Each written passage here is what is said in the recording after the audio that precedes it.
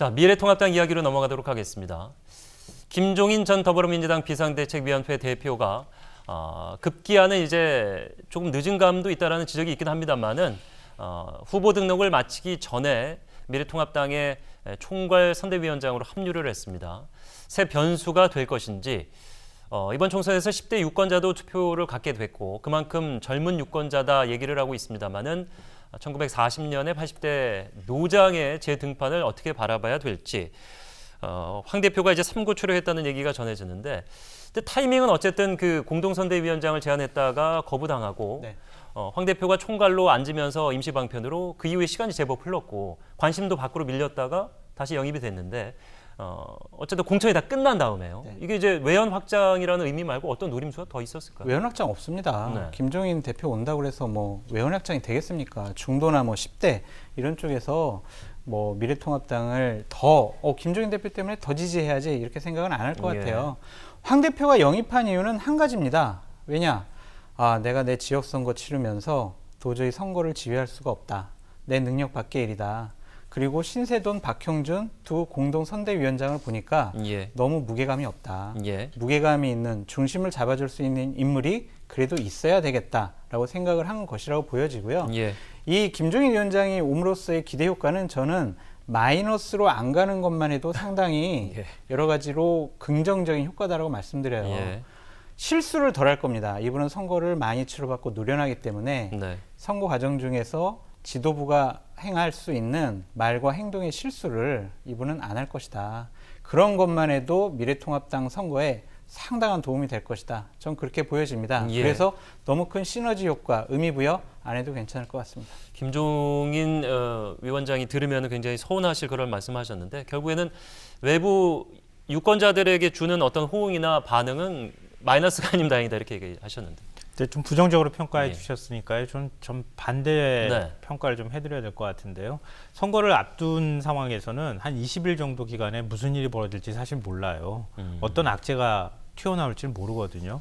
그 악재는 마지막에 그 유권자들의 기억에 남기 때문에 투표하는 데 있어서 영향을 미칠 수 있어요. 그러니까 마지막 한 20일 동안을 어떻게 관리할 것인가 이 부분에서 김종인 전 대표가 잘 관리해 준다고 하면은 그 부분만으로도 의미는 있겠다 이렇게 생각을 하고요. 말씀하신 것처럼 뭐 지지층을 확장하는데 중도로 확장하는 데 있어서 도움이 되거나 시너지가 있을 것 같아 보이지는 않고요. 저도 개인적으로. 다만 이제 황교안 대표의 입장에서는 굉장히 큰 도움을 받을 수 있는 부분이 책임론을 분산할 수 있다는 것. 그러니까 선거가 끝나고 난 다음에 황교안 대표는 어차피 대선까지 바라보고 있는 거 아니겠습니까? 근데 예를 들어서 종로에서 낙선했어요. 그리고 당도 패배했어요. 이렇게 했을 때 그 모든 책임을 황교안 대표가 다 져야 하거든요. 그럼 대표직에서 물러나는 것 외에는 기존의 정치적 어떤 관행으로 볼 때는 물러날 수밖에 없는 상황으로 밀릴 겁니다. 그렇게 밀릴 때 김종인 대표가 어떤 역할을 해줄 수 있을 것인지 그리고 또 황교안 대표가 마지막에 총괄 선대위원장을 김종인 전 대표한테 맡겼기 때문에 김종인 전 대표도 책임이 없다 할 수 없겠거든요. 그런 상황에서 책임을 어떻게 분산할 것인지 이런 문제가 생길 수 있기 때문에 황교안 대표 입장으로서는 가급적 자신의 선거구인 종로에 집중하고 나머지 선거가 끝나고 난 다음에라도 책임론을 어느 정도 분산시키는 효과를 좀 기대했던 것 같다라고 생각합니다. 그렇다면 이제 29일부터 업무를 시작하게 되는 김종인 위원장이 어떤 생각을 가지고 어떤 얘기를 했는지도 좀 마저 보도록 하겠습니다. 선거를 어떻게 치러야 할 것인가는 그동안 나름대로 생각한 것도 있다. 모호합니다.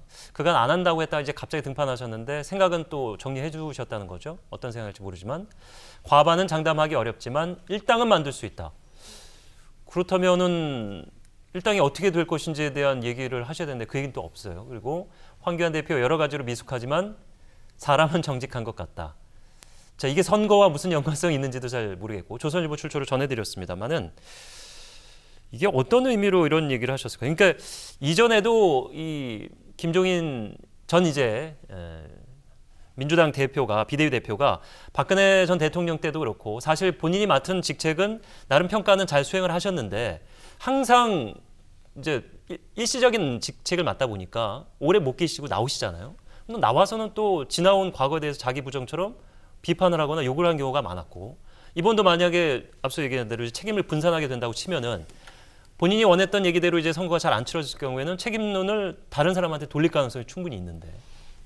그래서 저는 김종인 전 대표가 총괄선대위원장을 맡은 것은 단순히 이번 선거 한 번만 하기 위해서 맡은 거라고 생각하지는 않아요. 예. 그 이후의 미래까지 아마 어느 정도 보고 이번에 총괄선대위원장을 맡았을 가능성이 있다고 보거든요. 본인의 미래를 네. 보고요. 그러니까 왜냐하면 박근혜 전 대통령이 대선을 치를 때 그때도 이제 경제 민주화라는 가치를 들고 들어가서 선거를 예. 승리를 이끌었었고 민주당이 총선할 때 대선할 때도 역시 마찬가지인데요.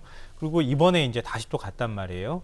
근데 가서 앞으로 또 다른데 또 옮겨갈 가능성이 있겠습니까? 연세도 연세인데다가 그럴 수가 없거든요. 예. 그럼 마지막으로 정치를 마무리할 때 어떻게 할 것인가에 대한 고민도 저는 했을 거라고 보고요. 또 그러기 위해서는 정치 권력 의지나 정치 욕심이 굉장히 많으신 분이기 때문에 예. 앞으로 정치를 하는 데 있어서 본인의 영향력을 키우는 방향으로 갈 가능성이 저는 있다고 봐요. 그러니까 이번에 미래통합당에서 단순히 선거 한 번만 치르기 위해서 총괄 선대위원장을 맡았을 것 같아 보이진 않는다. 그러니까 그 이후에 당이 어떤 혼란이 오거나 아니면 어떤 선거 승리에 뭔가 기여가 되는 측면이 있을 때는 뭔가 다른 것을 직책을 맡거나 이럴 가능성은 저는 여전히 남아있다고 보고요. 예. 선거를 앞둔 사람이 뭐 선거하는데 우리 2당 될 것 같습니다라는 말은 하지 않잖아요. 예. 당연히 자신감을 드러내는 것은 뭐 너무나 당연한 얘기라고 생각합니다. 저희가 뭐 오늘 보여드리진 않았습니다. 소청원 의원이 8선까지 하시고 이번에도 또 비례대표로 의석을 차지할 가능성이 높아지셨는데 지적을 해주신 건지 예상을 해주신 건지 모르겠습니다만 이제 우리 나이로 81살이 되셨는데 81세인데 본인의 미래 어떤 걸 바라보고 있을까요? 분석을 해보자면 그냥 뭐 황교안 대표가 이번에 선거에서 잘못돼서 당대표를 그만두게 되면 미래통합당 같은 경우에는 비상대책위원회가 꾸려질 것이다. 누군가가 필요할 상황이 올 수도 그러면 있다. 내가 할 수도 있다라고 생각할 수도 있을 것 같아요. 우리 아까 이제 앵커께서 말씀하셨던 그 김종인 이제 총괄선대위원장이 황교안 대표는 정직한 사람인 것 같아요라고 얘기했잖아요. 예. 덕담으로. 예. 2016년에 문재인 대표가 우리 김종인 위원장을 영입할 때 똑같은 덕담을 했어요. 문재인 우리 대표는 정말 정직한 분 같아요. 똑같은 말이에요. 이게 어른이 하는 덕담인 것 같고요. 그 본인 나는 어떻게 선거를 치러야 될 것인가에 대한 생각이 있다라고 하는 예. 것은 오늘 1호 명령으로 나타났습니다. 네. 당에 경제 비상대책위원회를 구성하라고 했습니다. 그러니까 이번 선거를 경제 선거로 몰고 가겠다라는 게 김종인 대표의 생각인 것 같습니다. 예.